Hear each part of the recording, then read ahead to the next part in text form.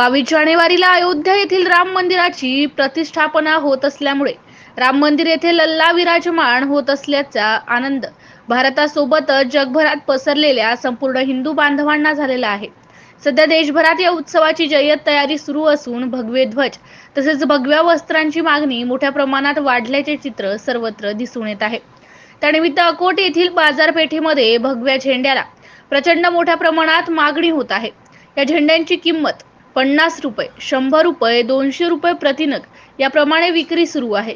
झेंडे मिळवण्यासाठी नागरिकांची झुंबड होत आहे, परंतु मागणीच्या प्रमाणात पुरवठा होत नसल्याने सध्या शहरात भगव्या झेंड्याचा तुटवडा निर्माण झाल्याचे दिसून येत आहे।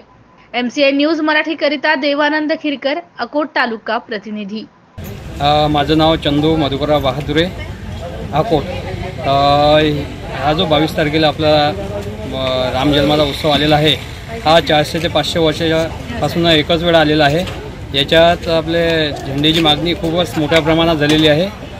झेंडे 50 पासून तर 200 पर्यंत असे या झेंडेचे रेट आहेत। या झेंडेचं काही आमच्याकडे बुकिंग झालेलं आहे।